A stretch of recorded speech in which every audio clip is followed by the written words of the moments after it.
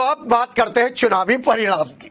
और चुनावी परिणाम में मैं जानने के लिए बैठ जाता हूं चाय वालों के यहाँ जो लोग आते हैं उनके बीच में। एक चाय वालों की कैटेगरी है, एक तो है कुटी पर, टेलीफोन एक्सचेंज पर, विक्टोरिया पार्क में। सरदार भाई मुझे बहुत पसंद है क्योंकि ये लोग इंसानियत के लिए काम करते हैं। मैं खुद उनका शुक्रिया पूरे जीवन भर अदा नहीं कर सकता। विक्टोरिया पार्क में जो चाय की दुकान है, उन दोनों भाइयों ने मेरी उस टाइम मदद की जब मेरे पास कुछ भी नहीं था, कोरोना का पीरियड था, अपना फोन दिया। मैं उनकी उतनी मदद नहीं कर पाता हूं, लेकिन मैं उनका शुक्रगुजार हूं। वहां बैठ जाता हूं उन सामंतवादी अफसरों को यह दिखाने के लिए कि आप पढ़ लिख कर कोई विशेष नहीं बने, दलित हैं आप, रिजर्वेशन से आप अफसर बन गए और अपने दलित भाइयों को ही नीच दृष्टि से देख रहे हैं, हीन दृष्टि से देख रहे हैं। फोर्थ क्लास के साथ आपका व्यवहार अपमानजनक है। चलिए, ये इससे थोड़ा सा विषय से इतर हो रहे हैं, लेकिन परिणाम पर आ जाते हैं। परिणाम पर मैं आपको बताऊं, जब ये चुनाव का प्रोसेस शुरू हुआ था तब 20 पैसे रेट था योगेश वर्मा के जीतने का। ये उन्हीं लोगों ने मुझे बताया। आज 70 से 80 पैसे है योगेश वर्मा की जीत का रेट। हम पुलिस से एक छोटी सी रिक्वेस्ट करते हैं कि जो इस तरीके की सट्टेबाजी कर रहे हैं जरा उन पर नकेल कसें, क्योंकि जीतेगा एक, हारेंगे बहुत सारे, बर्बाद होंगे परिवार। और यही काम आईपीएल में भी चल रहा है। खैर, तो जिस तरीके से योगेश वर्मा ने ये पूरी चुनावी रणनीति लड़ी है उस पूरे संगठन के सामने, जिसमें कार्यकर्ताओं की संख्या करोड़ों में, वो बताता है कि आने वाले दिनों में चुनाव की रणनीति को लेकर सपा में योगेश वर्मा का कद और बढ़ेगा और बढ़ेगा और बढ़ेगा। मैं ब्रह्मपुरी के एरिया में गया तो वहां पर संजीव माहेश्वरी जो सांसद राजेंद्र अग्रवाल का सारा काम करते हैं, वो भी वहां बैठे थे और मैं उनसे चुनावी गणित समझने की कोशिश कर रहा था। वो भी बहुत मुतमईन है और बताने की कोशिश कर रहे हैं कि जिस तरीके से मुख्यमंत्री योगी आदित्यनाथ ने उन इलाकों में पहली बार उन इलाकों में भ्रमण किया है, अपनी रोड शो निकाली है, उससे बीजेपी के इस चुनाव में जान पड़ गई है। मैं भी इस बात का कायल हूं, क्योंकि पहले तक अगर कोई मुझसे इस यात्रा से पहले, इस रोड शो से पहले पॉसिबिलिटीज पूछता तो मेरा वोट योगेश वर्मा और सुनीता वर्मा के पक्ष में जाता, क्योंकि जो कॉम्बिनेशन दलित और मुस्लिमों का है वो उसको कवर अप करना किसी भी पार्टी के लिए आसान नहीं है। और पिछला जो रिजल्ट था उसमें जीत का मार्जिन बहुत कम था उसको लेकर। लेकिन जैसे ही बीजेपी का ये रोड शो हुआ है तो उसमें फाइट में आ गए अरुण गोविल। फाइट में आने के बाद कुछ लोग तो ये भी कह रहे थे कि इस रोड शो से पहले वो वेंटिलेटर पे थे, आईसीयू में थे, अब वो जनरल वार्ड में आ गए, यानी कि फाइट में आ गए। और इसी दौरान जब मैं जिक्र कर रहा था तो फाइनेंसेस को लेकर बड़ी बड़ी बातें होती रहती हैं। तो मायूसी थी ब्रह्मपुरी में मायूसी थी। पता चला सांसद राजेंद्र अग्रवाल को, तो राजेंद्र अग्रवाल पहुंच गए उन युवाओं में ब्रह्मपुरी में जो बीजेपी के कोर वोटर्स हैं, उनके पास बैठे, पूछा, हंसी मजाक का दौर शुरू हो गया। यह अरुण गोविल के लिए सबक है। क्या इस तरीके से वो बैठे थे? नहीं बैठे थे। जी हां, पूरा चुनाव लड़ाने की जिम्मेदारी मेरठ के लोगों पर थी और उनका ये ट्वीट उस पर प्रश्न मार्क है। आता हूं विषय पर। तो वहां पर बैठे, हंसी मजाक का दौर शुरू हुआ। वहां के कार्यकर्ताओं ने, बीजेपी के कार्यकर्ताओं ने कहा कि गुरुजी पैसे नहीं है, कैसे चुनाव लड़ाएंगे, गुरुजी पैसे नहीं है।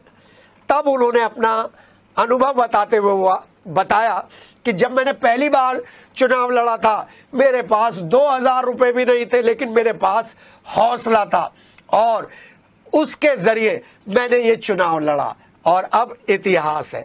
इस तरीके के अपने राजनीतिक अनुभव राजेंद्र अग्रवाल ने इन वर्कर्स के साथ, बीजेपी के कोर वोटर्स के साथ शेयर कर उनका मनोबल बढ़ाने की कोशिश की।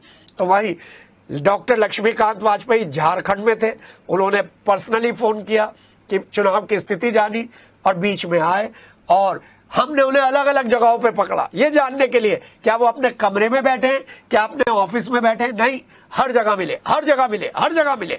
और मीडिया मैनेजमेंट में धर्मेंद्र भारद्वाज ने बेमिसाल काम किया है मीडिया मैनेजमेंट में। हाँ, यहां पे कंपैरिजन करना जरूरी है मुकेश सिंघल का और सुरेश जैन ऋतुराज का। मुकेश सिंघल के टाइम में जिस तरीके से महापौर का हारा हुआ चुनाव बीजेपी ने जीता है, अगर इसी तरीके का कोई महानगर अध्यक्ष होता तो आज स्थिति ये होती कि हम अनडाउटली कह रहे होते कि बीजेपी ने लीड ले ली है। लेकिन इस समय तो फाइट है और इस फाइट में हम किसी को एडवांटेज नहीं दे सकते।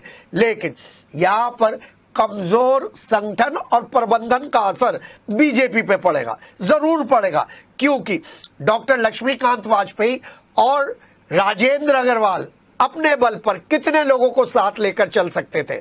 जी हां, अमित अग्रवाल भी थे, लेकिन अमित अग्रवाल का प्रबंधन इस समय चर्चाओं में है, क्योंकि वोटिंग परसेंटेज कैंट में सबसे कम हुई है, आंकड़े बता रहे हैं। हां, अमित अग्रवाल का प्रबंधन अनडाउटली अच्छा होगा, लेकिन ये लो वोटिंग परसेंटेज कैंट में बताता है कि कहीं ना कहीं कुछ कमी रही है। इसमें मैं एक बात और जोड़ना चाहता हूं, अमित अग्रवाल एमएलए मेरठ कैंट को सुननी चाहिए। आपके क्षेत्र में बहुत सारे ऐसे लोग हैं जिनको हिंदी में दै से शुरू हुए शब्द और अंत शब्द लय पर आकर दल के बीच में एक और लय आ जाएगा, उनसे संबोधित करते हैं लोग, और उसमें वो लोग भी हैं जिनको राजनीतिक वरद हस्त भी मालूम है। अमित अग्रवाल को चाहिए था कि इन सब लोगों को खत्म करते और बीजेपी के लिए काम होना चाहिए था। लो वोटिंग परसेंटेज कहीं ना कहीं इस प्रबंधन पर सबसे भारी है। और अंत में अब बात करूंगा योगेश वर्मा की और सुनीता वर्मा की। उनका प्रबंधन लाजवाब था। मैं जहां जहां पर पहुंचा वहां पर अनडाउटली जो उनका कोर वोटर था, वो कोर वोटर उन्हें वोट दे रहा था।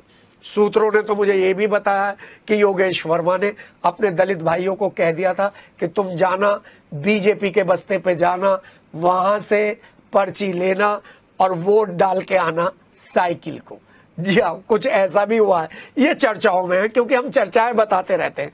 वहीं पे हम आपको बता दें, देवव्रत त्यागी और मायावती जी के लिए एक बहुत अच्छी बात है, जो 60 साल से बड़ा दलित वोटर है वो कहीं नहीं गया।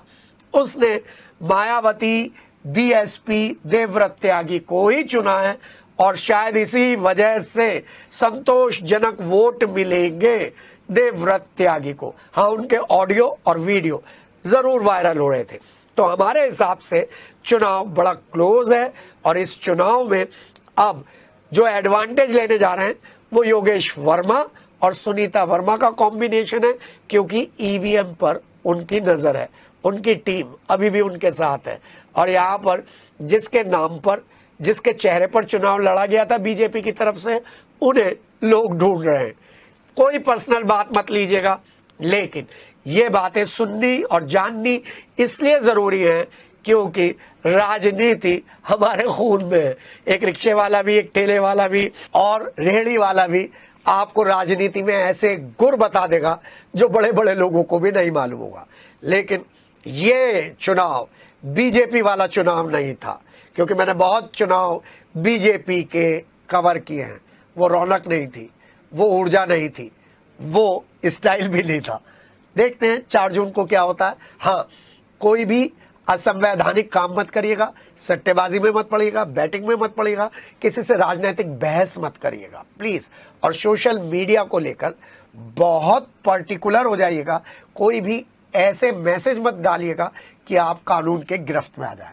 अभी चुनावी चर्चाएं जारी रहेंगी, हम पब्लिक के बीच में पहुंचेंगे 4 जून तक और जानने की कोशिश करेंगे ऊंट किस करवट बैठा है, कमल खिला है या साइकिल चली है।